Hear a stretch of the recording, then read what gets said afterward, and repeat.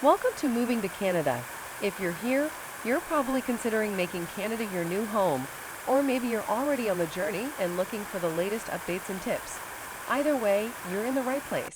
In today's video, we're diving into an important update from Immigration, Refugees, and Citizenship Canada, also known as IRCC. This change affects how you apply for a post-graduation work permit, or PGWP, and it's crucial for international students and recent graduates. So grab a cup of coffee, sit back, and let's get started. So what's the big news?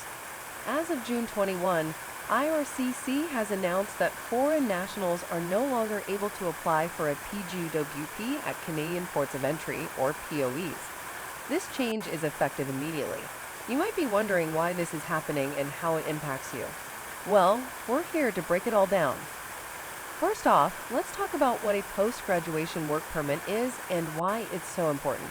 A PGWP allows international students who have graduated from a designated learning institution in Canada to gain valuable Canadian work experience. This work experience can help you qualify for permanent residency in Canada through programs like the Canadian Experience class within Express Entry. Basically, it's a big deal if you want to stay and build a life in Canada after your studies. Previously, one way to get your PGWP quickly was through a process called flagpoling. Flagpoling is a legal practice where eligible temporary residents, like those on a study permit, would exit and re-enter Canada at a POE to get their immigration documents processed on the spot. This method allowed many to avoid the often lengthy processing times associated with online or paper applications. But as of June 21, this is no longer an option for PGWP applicants. Immigration Minister Mark Miller announced this change, saying it will reduce flagpoling and allow border officers to focus more on enforcement activities. This change is also expected to reduce delays for travelers and speed up the movement of commercial goods between Canada and the United States. Essentially, it's about making the border more efficient for everyone. Minister Miller emphasized that while Canada values the contributions of international graduates to the labor market, flagpoling was deemed unnecessary. The time and effort required to process these applications at the border was taking officers away from their crucial roles in protecting the safety, security, and prosperity of both Canadians and Americans. So this measure aims to prevent the practice while maintaining the integrity of Canada's immigration system.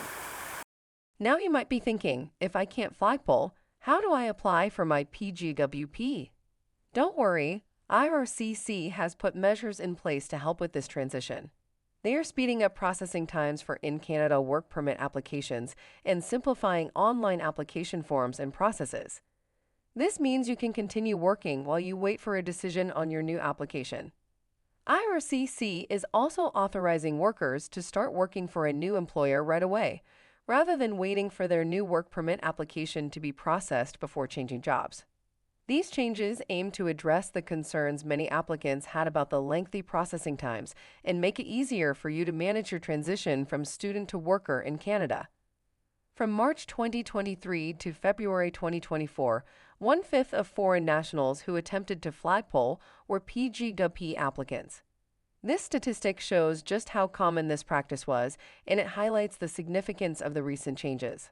For those who might be unfamiliar, flagpoling involves temporarily leaving Canada and re-entering through a designated POE within 24 hours to get immigration services.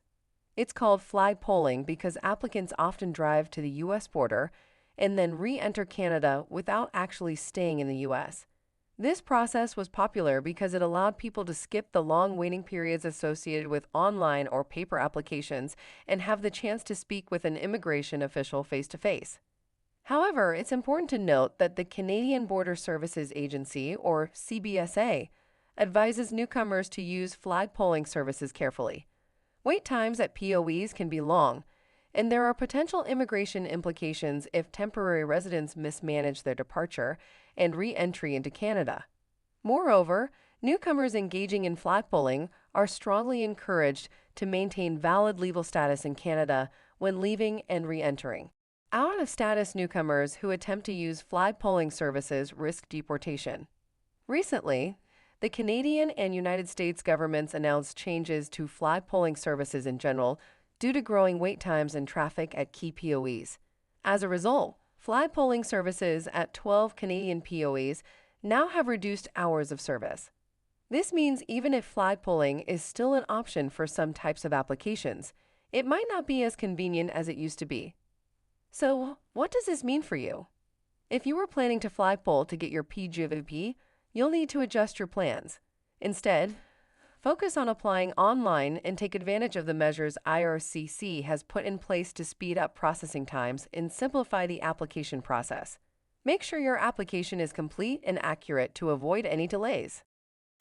Now let's talk about what you can do to stay updated with these changes and make your transition as smooth as possible. First, be sure to check out the links in the description section of this video. We've included free resources and guides to help you understand the new processes and make your application successful. These resources are designed to give you the most up-to-date information and practical tips to navigate your immigration journey. Also, don't forget to subscribe to our channel.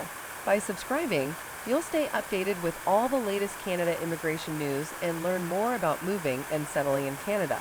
We're constantly putting out new content to help you every step of the way, from choosing the right immigration pathway to finding a job and settling into Canadian life.